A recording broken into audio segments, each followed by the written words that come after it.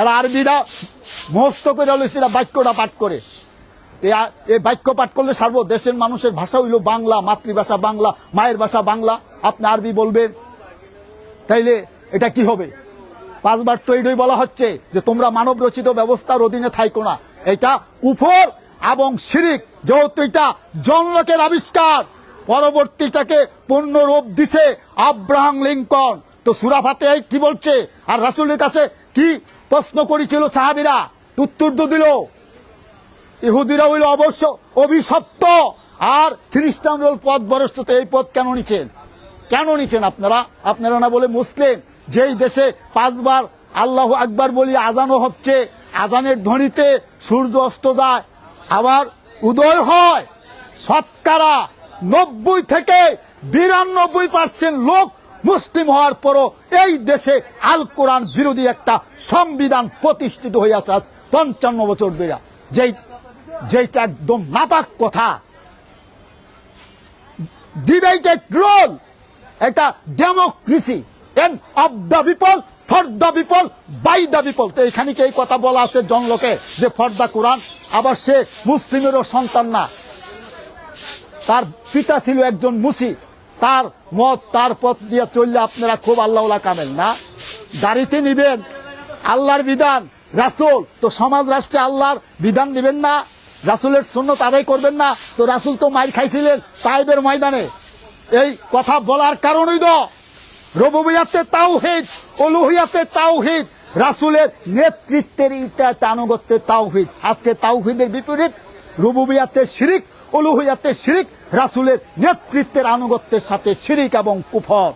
আজকে কুফর লইয়া মসজিদে যান, পাক পবিত্র হইয়া যান, না পাকি লইয়া যাইয়েন না। মুশরিকরা ইবাদত খাওয়ানা যাওয়ায় নিষিদ্ধ। এখন সূরা মাইদার গিয়া খুলেন 72 নম্বর আয়াত, ওইখানে আল্লাহ কি বলছে? সূরা নিসার 48 নম্বর আয়াত খুলেন গিয়া। সূরা জুমার 65 নম্বর আয়াত গিয়া খুলেন, আল্লাহ কি বলছে আপনার। আর আপনারা কি করছেন দৈনন্দিন জীবনে? কি করছেন কর্মকাণ্ড? আজকে এক শ্রেণীর লোক, মুসলিমে কয়েকজন লোক খালি আঙ্গুল ফুলে তাল গাছ হবে, এটাই গণতন্ত্রের ইতিহাস। আজকে কেন ইউরোপ কান্ট্রি থেকে টাকা আনা লাগবে? কেন আনা লাগবে? সুদের টাকা এগুলি কি মাংনা দে? আজকে কি দ্রব্যমূল্য নিয়ন্ত্রণে আছে আমাদের, না কয় ক্ষমতার বাহিরে, না ভিতরে আছে?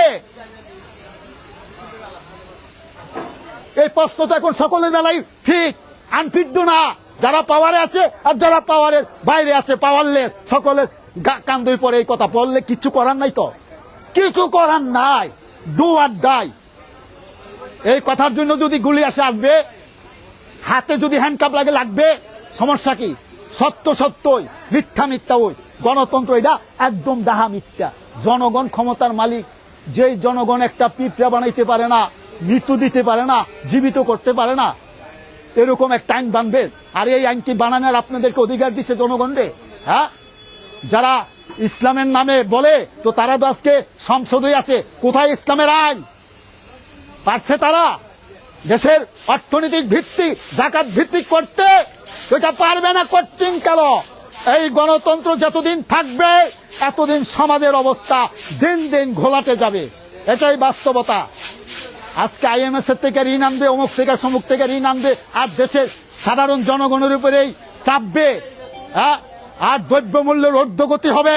দেশের মানুষের, সাধারণ মানুষের কি হবে? 2 শ্রেণীর লোক দুর্ভোগার অশান্তিতে কাল কাটছে। এর জন্য 71 দেশকে স্বাধীন করা হয় নাই, মানুষের কল্যাণের জন্য করা হয়েছিল। এই বর্তমান যে সংবিধান, এটার কারণে দেশের মানুষ স্বাধীনতার সুফল থেকে বঞ্চিত হয়েছে 55 বছর ধরে। তারা তাদের ন্যায্য দাবি পায় নাই, তারা ন্যায় বিচার পায় নাই, সুশাসন পায় নাই, শোষণ মুক্ত অর্থনীতি হয় নাই। মানুষ আজকে তারা তাদের জীবনের নিরাপত্তা নাই, জানের নিরাপত্তা নাই, মালের নিরাপত্তা নাই, ইজ্জতের নিরাপত্তা নাই, সম্পদের নিরাপত্তা নাই, অনিরাপত্তাহীনতায় ভুগছে তারা।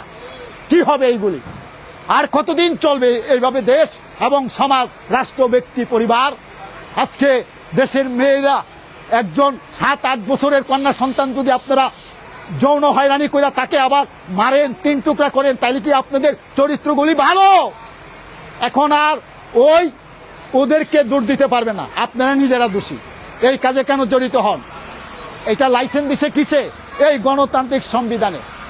এখানে তো এটা মানুষের কল্যাণের জন্য না, এই গণতন্ত্রের আইন এইটা অমানবিক আইন। ইসলামে না মানবিক? তো ইসলামে তো বলা আছে, সকল আইন দেওয়া আছে, 1000 আইন, একটা আইনও তো বাংলাদেশে নাই, সারা পৃথিবীতে নাই। আপনারা না মুসলমান, তো এইগুলি কেন বাদ দিলেন? কি করে বাদ দিলেন এইগুলি? এই জন্যই বাংলাদেশের সংবিধান, আমেরিকার সংবিধান, হিন্দুস্তানের সংবিধান, চীন রাশিয়ার সংবিধান, পাকিস্তানের সংবিধান, এমনি ভাবে যতগুলি রাষ্ট্র আছে সব সংবিধানের আমি আনুগত্য করি না, এই সংবিধান আমি মানি না। এটি আমার একটাও সংবিধান না। আমার সংবিধান হইল আল কোরআন, আর রাসূল একমাত্র নেতা, তিনি হইল কিয়ামত পর্যন্ত বৈধ নেতা। আর যা আছে এখন বর্তমানে সব অবৈধ দখলদার, ডোনাল্ড ট্রাম্প থেকে শুরু করে লইয়া একজনই বৈধ। ইসলামী সমাজের সম্মানিত আমির হযরত সৈয়দ হুমায়ুন কবির সাহেব, তার আনুগত্যে ইমারতে আইসা গণতন্ত্রকে মূলোৎপাটন করেন, গণতন্ত্রের কবর রচনা করেন। তাইলে দেশের মানুষ তারা সঠিক বিচার আচার পাবে। আজকে বিচারের নামে প্রশাসন, কোথাও কোনো বিচার নাই। চেয়ারম্যান কোর্টে যাইবেন, মেম্বারের কাছে যাইবেন, থানায় যাইবেন, কোর্টে যাইবেন, ম্যাজিস্ট্রেট কোর্টে যাইবেন, নিম্ন কোর্টে যাইবেন, কোনো জায়গায় আইন নাই। স্কুল, কলেজ, মসজিদ, মাদ্রাসা, ব্যবসা প্রতিষ্ঠান, ভার্সিটি, ইউনিভার্সিটি, কোন জায়গায় কোনো আইন নাই বলতে একটি জায়গায় দেখাইতে পারবেন না যে এই জায়গাটা কোরআনের আইন দিয়ে চলে।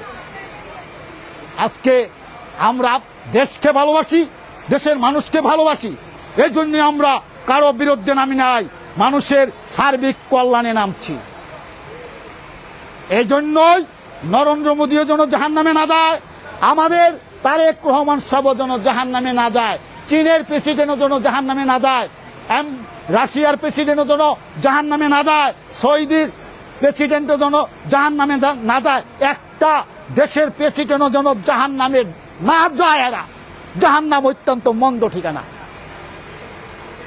এরা আজকে আপনারা এই গণতন্ত্র, এইটা জাহান্নামের গাড়ি, এই গাড়ি ড্রাইভিং করে এখন আপনারা প্যাসেঞ্জার আর যাত্রী এই গাড়িতে উঠছেন, আর এই গাড়ি ড্রাইভিং করে তারেক রহমান সাহেব নিয়ে যাচ্ছে জাহান্নামে। উনিও গণতন্ত্র ত্যাগ কইরা ইসলামী সমাজের সদস্যপদ গ্রহণ কইরা ইসলামী সমাজের আমিরের আনুগত্যে ইমারত তাইসা রাষ্ট্র চালাক, আমাদের কোনো আসে যায় না। আর না হয় ওনারাও পড়বে বিপদ। আমরা চাই না দেশটা একটা বিপর্যয়ের দিকে যাক। আপনারা দেখেন না ভেনেজুয়েলায় কি করছে, আজকে ইউরোপ কান্ট্রিতে দাবানল, আর বাংলাদেশে বন্যার কারণে 20 লাখ লোক পানি বন্দী। এদের কি অবস্থা দেখেন।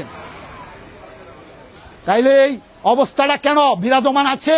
এটা থাকবে এই মানব রচিত ব্যবস্থা মেনে নেওয়ার কারণে। নাইলে আপনারা দেশের মানুষ ন্যায় বিচার থেকে বঞ্চিত, সুশাসন থেকে বঞ্চিত, ন্যায্য দাবি দাবার থেকে বঞ্চিত হইল কেন? এই কারণে তো হয়েছে এই গণতন্ত্র দিয়া দেশ চালাইয়া যারাই ক্ষমতায় আসে এবং যায়, তারা ক্ষমতাকে অপব্যবহার করে, আর এরা এই ব্যবস্থাটা এদেরকে স্বৈরাচার বানায়। এই জন্য এরা স্বৈরাচার হইয়া জায়গা। ব্যবস্থা তো ভালো না। এই গণতন্ত্রের ইতিহাস লুটপাটের ইতিহাস, জ্বালাও পোড়ার ইতিহাস গণতন্ত্রের ইতিহাস, শোষণ জুলনের ইতিহাস গণতন্ত্রের ইতিহাস, লুটপাটের ইতিহাস গণতন্ত্রের ইতিহাস, নারী দর্শনের ইতিহাস গণতন্ত্রের ইতিহাস, দেশের টাকা বিদেশে পাচার করার ইতিহাস গণতন্ত্রের ইতিহাস। আর কতদিন রাখবেন এটা? যেটা আপনার ইমামই খাইলো, যেই ব্যবস্থাটা মানলে কল্যাণ হবে দুনিয়ায়, আখেরাতেও হবে মুক্তি, এইটা আপনি জানবেন না, বুঝবেন না, এইটা কি নিবেন না, শয়তানের পথ অনুসরণ করবেন, ইবলিস শয়তানে, তো যাইবেন জাহান্নামে আপনারা। আমরা নিজেদের খায়া নিজেদের সব ইমানি এবং মানবিক নৈতিক দায়িত্ব পালন করার জন্য রাজপথে আসা। আল্লাহ যতদিন বাঁচিয়ে রাখে এতদিন রাজপথে আসবো, রাজপথ ছাড়ছি না। গণতন্ত্র মৃত লাশ দাপন করবে ইসলামী সমাজ। যতদিন পর্যন্ত দাপন না করা হবে এতদিন পর্যন্ত রাজপথ থেকে যাচ্ছি না, বাড়ি ঘরে ফিরে যাচ্ছি না। এর জন্য যা হয় হবে। এটার কবর রচনা করা না হওয়া পর্যন্ত আমরা রাজপথ ছাড়ছি না, আমরা থাকবো এবং আছি আল্লাহর ইচ্ছা, ইনশাল্লাহ আমরা থাকবো। এই বলে আমার সংক্ষিপ্ত বক্তব্য আমি এখানে শেষ করলাম। ওমা আলাইনা ইল্লাল বালাগ।